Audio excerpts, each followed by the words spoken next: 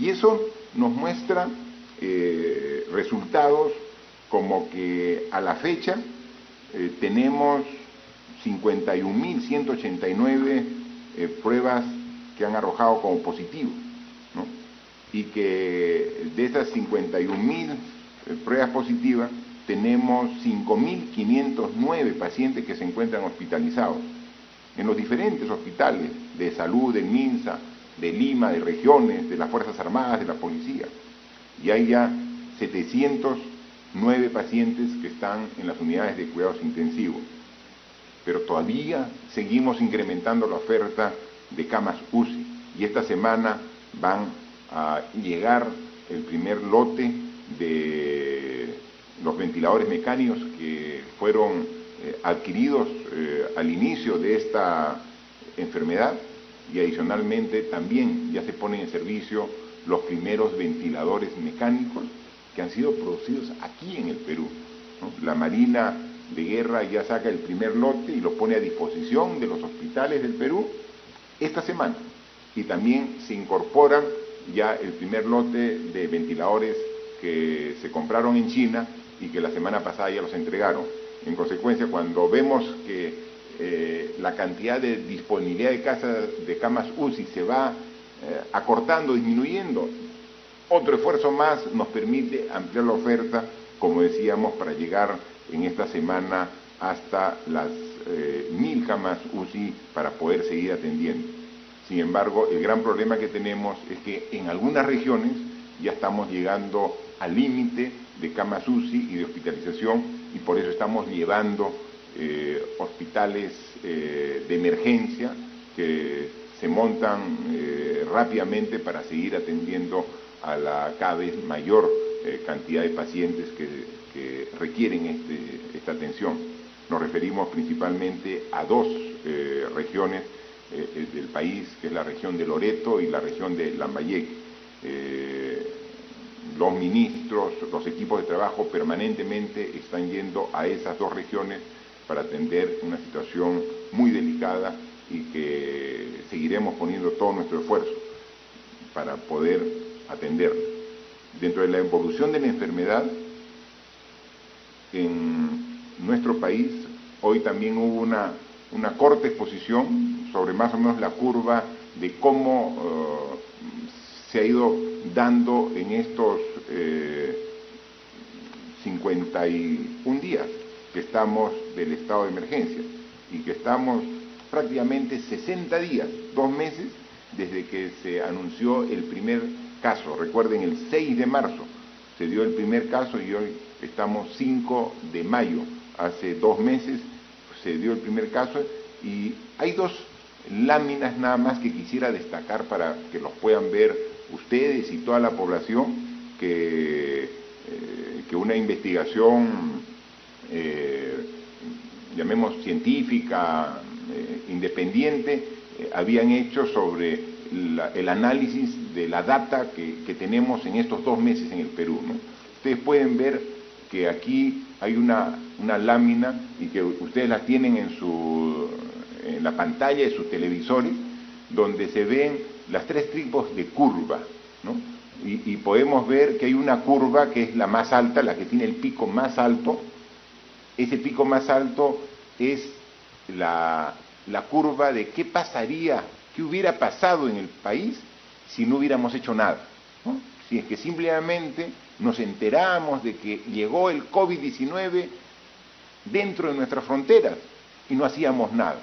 Entonces, la evolución de contagiados, y luego de hospitalizados, y luego de fallecidos, iba a tener este tipo de curva, ¿no? La curva más alta. Luego se tomaron decisiones el 15 de marzo, drásticas, extremas. Declarar un estado de emergencia es una decisión excepcional, y entonces se logró de que la curva no sea la curva más alta, sino esta curva que está en rojo, que es una curva que tiene menos pico en su altura, ¿no? Y luego hemos seguido tomando decisiones para que esta incluso baje un poco más. ¿Lo hemos logrado? Sí. al nivel que quisiéramos todavía no, y por eso es que necesitamos seguir esforzándonos.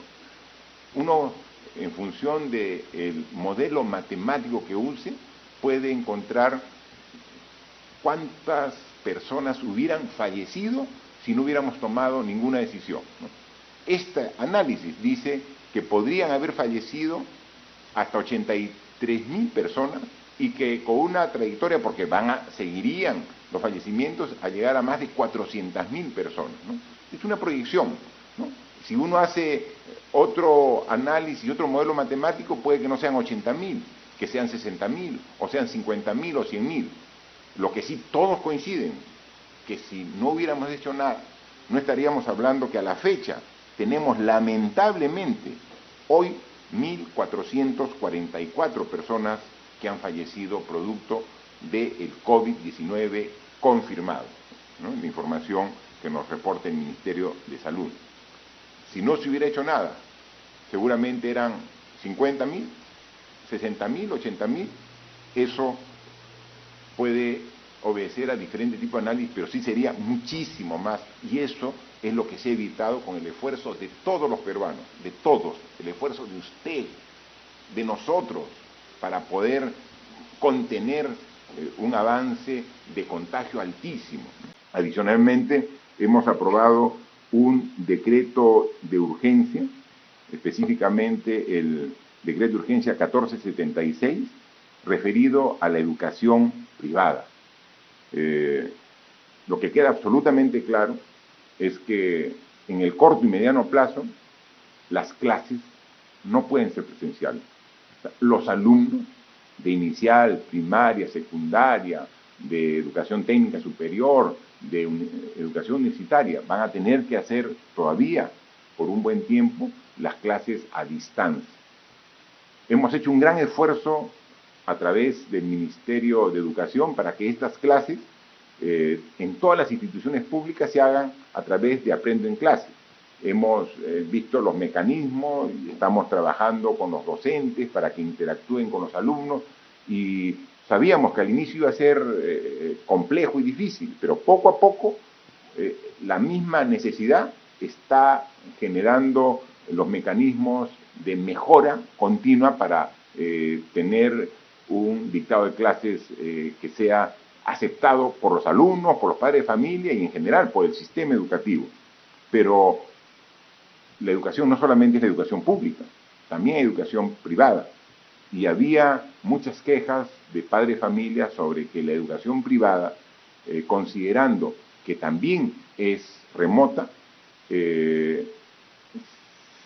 un análisis simple concluye de que es menos costo y en consecuencia debería haber una disminución en la pensión de los estudiantes. Algunos colegios lo han hecho, otros no lo han hecho. Otros colegios han hecho una disminución de la pensión mínima, casi imperceptible. Y entonces, ¿cuál es lo correcto? ¿Cuánto debe de descontarse a la pensión de pasar a una educación presencial a una educación a distancia? Entonces, lo que establece este decreto de urgencia es la transparencia de la información. Tienen que hacer las entidades educativas privadas, tienen que hacer precisamente una justificación del costo de los servicios de educación que prestan. Y decir, miren, mi costo antes, cuando era presencial, y hacer un análisis de costo, hacer un presupuesto, era este. Y ahora que es a distancia es este otro, lo que justifica cuál es el descuento. Pero eso tiene que ser público y tiene que ser transparente para que los padres de familia, con el conocimiento de esta información, digan, estoy de acuerdo, acepto esta nueva pensión. Y los que no acepten tengan la posibilidad de cambiar de institución educativa. Pueden pasar a otra educación privada que sí les dé los costos que considere convenientes y adecuados el padre de familia, o incluso pueden pasar a la educación pública, que el Ministerio de Educación está en un proceso de abrir nuevamente las matrículas para poder aceptar a los alumnos de la educación privada que no les justifique a los padres de familia el costo de la pensión. Dos normas importantes que hemos aprobado en Consejo de Ministros y que paso a informar, es un decreto legislativo, no, es un proyecto de ley que hemos aprobado en Consejo de Ministros para que el Congreso lo apruebe. Hoy hemos ingresado este proyecto de ley al Congreso de la República para, a instancias del Ministerio de Justicia, dar algunas modificaciones y facilidades para que el Poder Judicial pueda hacer un análisis de estos más de 30.000 personas que están privadas de su libertad, pero que no están sentenciadas, que están en las cárceles, pero están sin sentencia, están en calidad de procesados. Entonces, en este momento, donde debemos analizar la problemática de diversos sectores, la problemática del INPE es una de las problemáticas que hay que darle una atención especial. Como Ejecutivo, estamos ya en un proceso de conmutación de penas sin indultos a personas sentenciadas, pero que por sus características pueden salir. Ya salió el primer grupo de personas, mujeres que están en situación con niños menores de 3 años ahí en la prisión, con sus hijitos pequeños, o mujeres que están embarazadas, o que están con enfermedades preexistentes que pone su situación muy comprometida, su situación de salud. Entonces estamos nosotros viendo, pero estamos trabajando con las personas que están sentenciadas, pero tenemos más de 30.000, que es más del 30% de las personas privadas de su libertad que están en condición de procesada. Para eso es que hemos presentado un proyecto de ley que esperemos que el Congreso de la República rápidamente lo apruebe para que el Poder Judicial pueda intervenir en esta situación tan delicada muy pronto, con la urgencia que se requiere esta situación. Y también mi pregunta, ¿y qué pasa? ¿Por qué hay más gente en las calles? Miren, es un tema de responsabilidad de todos los peruanos. Mire, ayer tuvimos una reunión con algunos alcaldes y también mantenemos la reunión. Hemos recibido, por ejemplo, una comunicación del gobernador regional de Piura, que me transmite un comunicado del comando de Piura, el comando COVID de Piura, y que hace suyo el gobernador y me lo transmite. Y me dice, presidente, para solucionar el problema de Piura, como la gente no hace caso y sigue saliendo a la calle, mejor pongamos toque de queda una semana, las 24 horas del día, todos los días. O sea, ¿eso va a ser solución?